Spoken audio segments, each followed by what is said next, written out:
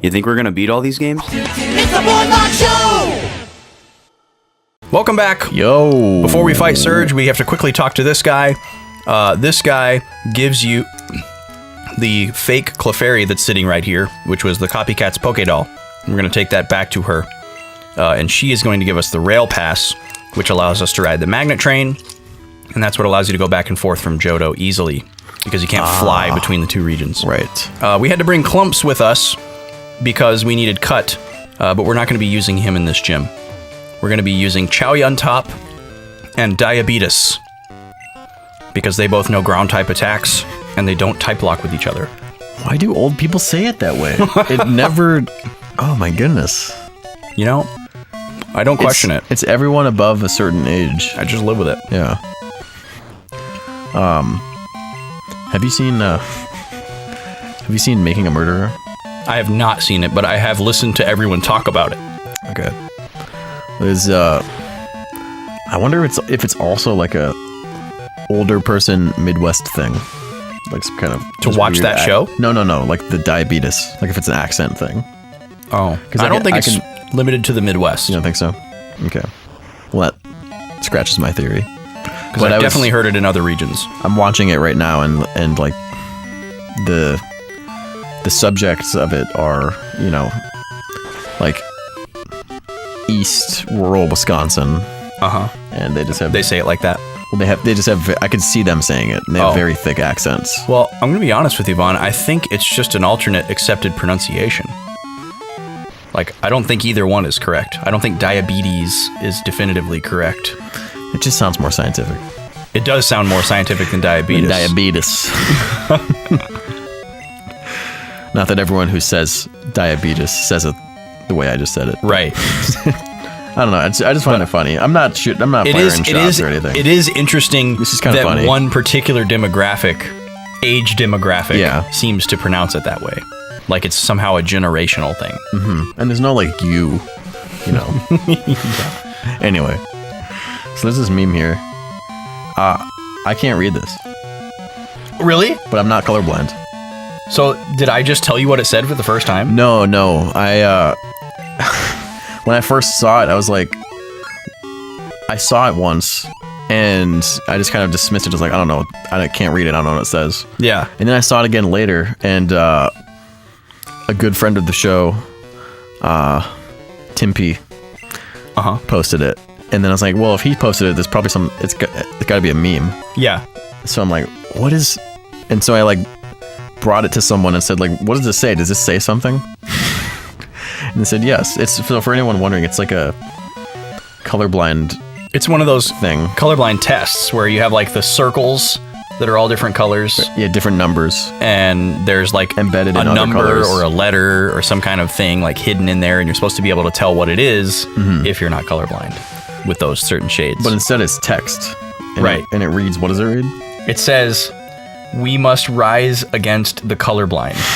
Exclamation point. And then the caption above it is just nothing to see here. Just a bunch of dots with no meaning. Probably not even a good meme. Yeah. And then it's like orange and green mixed together.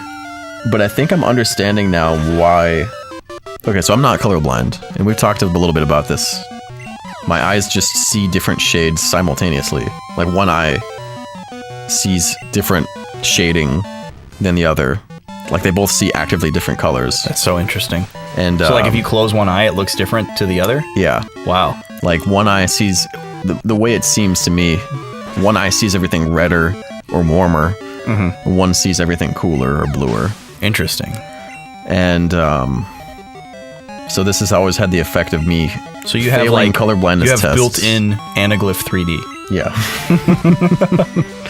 Yes. Very much. But this has always had the effect of me failing colorblindness tests while not actually being colorblind. Interesting. Is there a name for that? Not that I've found. I feel like I found a name once, and I haven't been able to find it since. It was in like a really obscure forum post. Oh, nice. But it's a good place for that. The way that most of the people have discovered that they had this, including myself, was just assuming it was normal for decades. Okay. And then realizing that no one had it but you. Yeah. You know how when you close one eye and everything looks different than when you have the other one? And then everyone looks at you like, what? Excuse, what'd you say? Yeah. But yeah, I think it's because it's like a combination. There's like, so it's like there's orange and red and like brown, and so those are all supposed to be the gradations of reddish colors, and then there's like the green and lighter green, and I think it's because of all of the different, like I can see the green, okay, but it's really, really, really hard for me to like make out what any of the green says. I think because the lighter green blends with like the lighter other colors. And so it's like, I can see them and I can see that they're different colors, but they don't pop enough. I think somehow because of the way that my eyes are seeing them, they like don't stand out against each other. Interesting. They're just kind of all in the background together. It's really weird because I can see the color. Yeah. It's so strange. That is weird. I think I might deposit over easy because I'm worried that He's a little too overcooked. No, I'm just worried that Clumps is going to push us over level cap just because he's in the party, even though we're technically not using him. But we cannot get into the gym without having him with us. So. Oh, that's right. Because you have to use cut or surf to get into the gym. And none of the Pokemon we want to use against the actual fighters have those moves. So you got to bring somebody along just because of that. But I think without over easy in the party, we're safe. Are pretty much none of the gym leaders scary after this? No. Okay. So we should be fine. So it'll be an easy couple episodes here. I think so. I sure hope so. I did not foresee what happened with Sabrina. So something could certainly surprise us. But can you do Lieutenant I was just gonna ask you to do it. There he is. Dude, he was nasty in the manga. He like tied Red up and like tortured him with electricity in like his basement. And they had to like find Red and save him. It was messed up. Dark. There's Dorito Raichu. He's so orange on our screen. It's insane. He's pretty orange in general, but like... Yeah, he's especially like bloomed on the TV that we're playing on. You missed. Idiot. Got him. So a couple of these Pokemon aren't going to die to dig. And if we get into trouble, we are going to switch to Diabetes, which we're probably going to... Well, actually, we might not have to. He got lucky there with a hit and a paralyze. But actually, Chalyantop's special defense is extremely high. Okay, cool. There we go. We didn't... That's all I wanted. I just didn't want to have to switch in earlier than I had to. Electabuzz. There's tool time. Whoa. His sprite's really cool. Yeah, he looks great. He doesn't look nearly as chubby as he did. Yeah, he looks like tough. Yeah. And like... He also looks small. Cool. He does look small, Which Electabuzz is pretty small. Light screen, that's totally fine. We're going to use physical attacks. Diabetes is just like a pile of poop. He looks so lame. She, sorry. Diabetes is a she. She's one of 2 girls on the Girl Named Boys team. I don't think anybody's going to be able to stand up to any of these earthquakes, so we should be out of here. On the team total? Like the whole party? No, not just the party, but like the whole... Of like all of our main fighters, yes. Oh, wow. I'm pretty sure. So just her and Polly? Yes, I believe so. Oh, great. We got a double team user. In case anyone good. was wondering, Polly was kind of a homage to Lisa. Yes. Just a cute girl female name for a water endearing. Pokemon. Yeah. For an adorable Pokemon. But it also has other roots.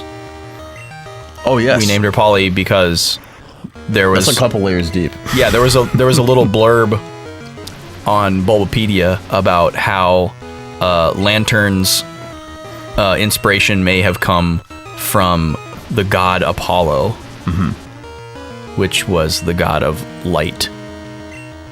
So that's where Polly came from.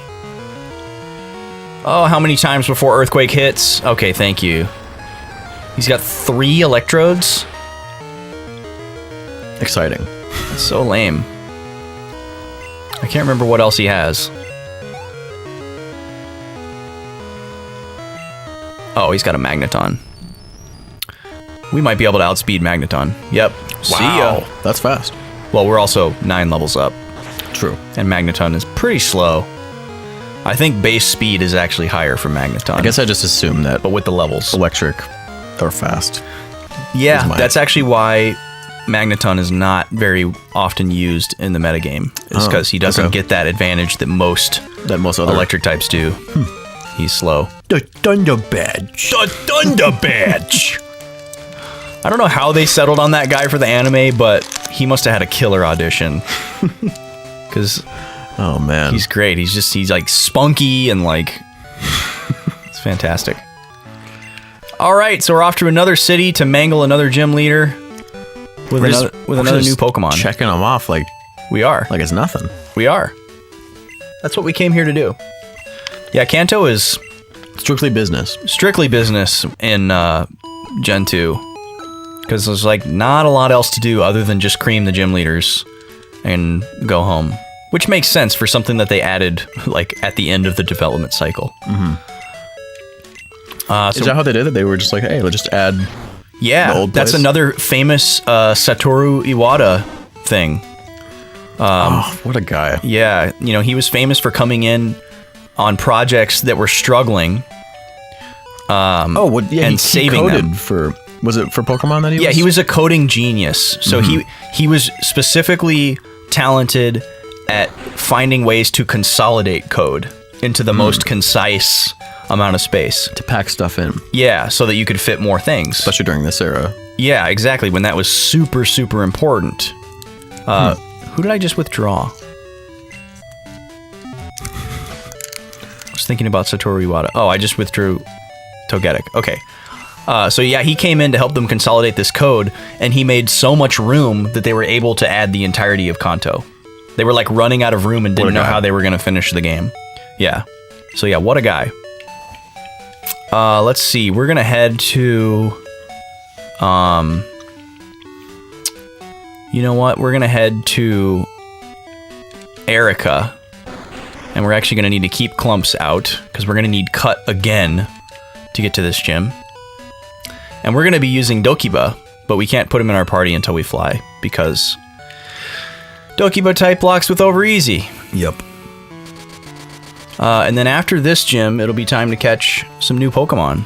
Have we had a full party at any point in this? A full party of 6? Yeah. Other than the Elite Four, I don't think so. Man, we were... Is it just me, or are we feeling more constricted by the type lock in this playthrough? Maybe. The HMs create a lot of problems. You know, they're less useful in this game in battle than they were in Gen 1.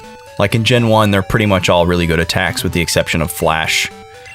But in this game, they introduced so many better things to use that you don't necessarily want to slap, surf, and fly on everything that can learn it. So, like our Crobat is a perfect example. You don't really want to teach him fly. Although you can, if you want to turn him into a Toxic Staller, then it's useful. Oh, where you make half of the moves, or half of the turns just fluff in order to prolong, like... Exactly, because every turn that you poisoning are flying, they still take poison damage. And if it's toxic, that makes a huge difference. Yeah, little girls... They got a big, disgusting Pokemon. Yeah, Victory Bell is sweet, man. Oh, damn it, I didn't mean to send out Clumps first.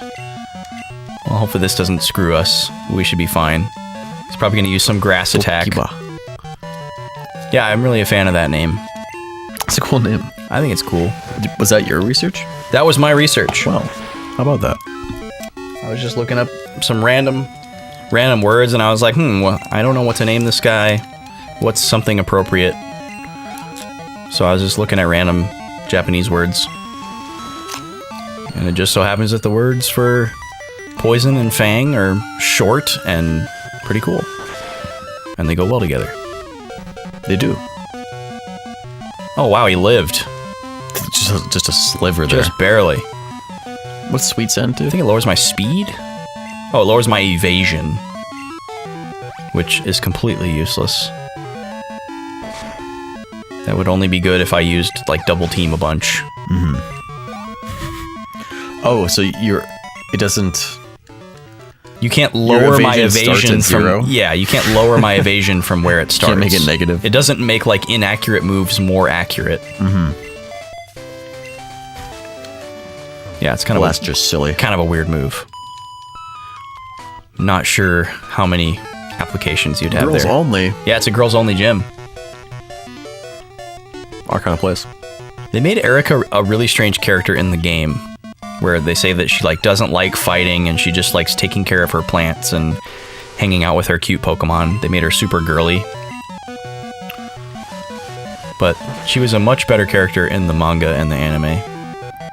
In the manga, she was the leader of the good gym leaders. She was like the mastermind. She was the smart, like the really, really smart person that like came up with all the plans of action and stuff. Because the good gym leaders were, let's see, Erica, Brock, Misty, and Blaine. They were the good guys. And then Lieutenant Surge, Sabrina, Koga, and Lance.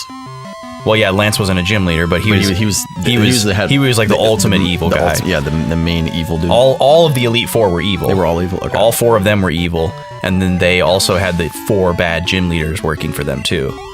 Koga, Surge, Sabrina, and God, who am I forgetting? Giovanni. Oh, of course, yeah. Giovanni was head of Team Rocket. They did keep that congruent. Team Rocket was just way cooler in the manga. They were actually dangerous. Instead of they like actually committed crimes and did bad things and hurt people. Instead of just being a bunch of bumbling idiots. About Team Skull though, they're pretty dangerous. Dude, that was pretty legendary that year. We went to MagFest right after Sun and Moon came out. They were just That's everywhere. Sun and Moon, right? Yep. Yeah. And there were so many people cosplaying as Team Skull and Team... what's the other one? Or no, it's just Team Skull. It was just Team Skull. Yeah. There were so many people cosplaying as Team Skull. It was hilarious. And they would just like find each other and they would like assimilate into this larger conglomerate and they would just travel together. Yep. And it got to a point where there was like 40 of them. Yeah, and you'd like see them all coming down the escalator at once, and they're just all like and you'd be like, "Oh shit!" and it was like, "This is just like in the game. This is like what it would be like." It was surreal, you know, because Team Skull's thing is that they're like a meme. You know, they like talk about how cool they are and how tough they are, but they're all lame. Yeah. And like no one's afraid of them, even in the context of the game, which is a really funny way for them to spin it. And then the people at MagFest were obviously acting accordingly, and they're taking like group photos and doing all their poses, and they would like flash mob people and just run up to them and say like dumb stuff, and everybody was into it. It was awesome. At least from my perspective, it was awesome. It was really awesome. This arrangement's so fast. Gosh.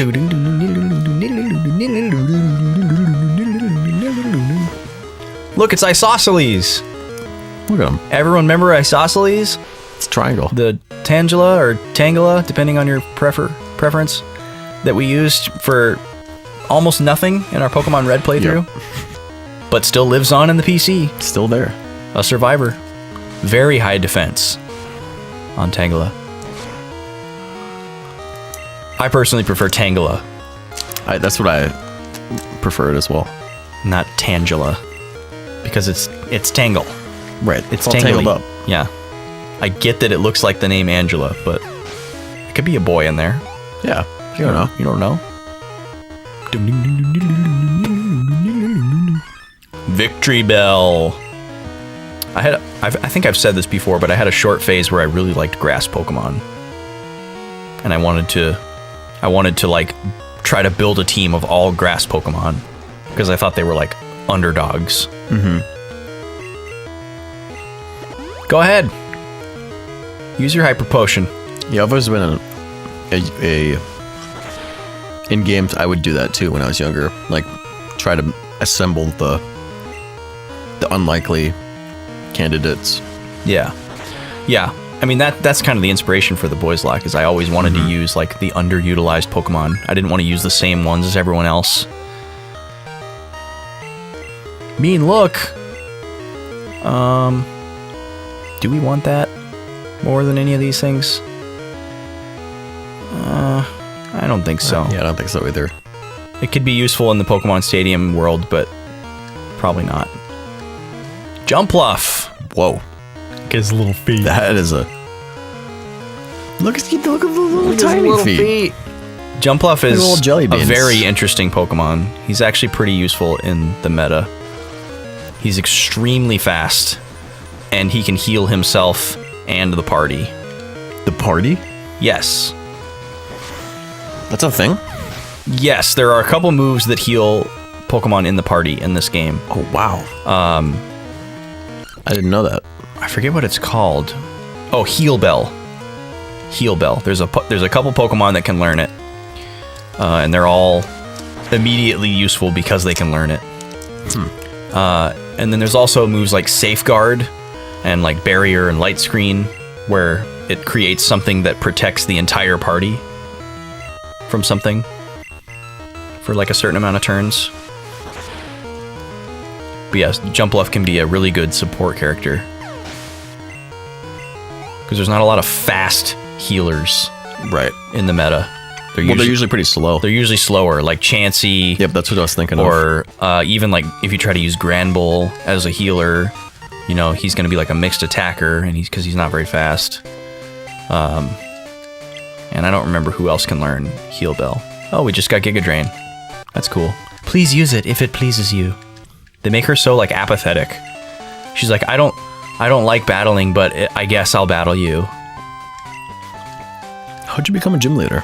Yeah, exactly. I don't know why people keep coming in here with strong Pokemon. We're just trying to run a conservatory for plants. It's quite meddlesome. Well, that's another episode. Yeah, that's one in the books. So next week, we're gonna be taking on. We're gonna catch 2 new Pokemon in the next episode. Oh, whoa! And then we're also going to take on Blaine, way down on the Seafoam Islands. And after that, only person that's gonna be left is Janine. And that's it. And then it's gonna be time for the final 2 fights, Red and Blue. Holy cow! Yeah, it's gonna take us a while to get to Red, because we got to climb Mount Silver. But it's gonna be tense. It's gonna be a test unlike anything we faced. Holy cow! And we've just seen some shit. Really high level, all out attackers. We've seen some shit in this playthrough. We have. So that's intimidating. Holy cow! It is. So stay tuned for that. But in the meantime, we've got more Boys Wars on Monday that you can look forward to. And we also have a brand new series on Wednesday, Friends Day, that hopefully you have become acquainted with our good friend Wesley. What a guy. Playing some footy ball. It's a really good time. Some skin. You can hop into the Discord in the meantime and say what's up.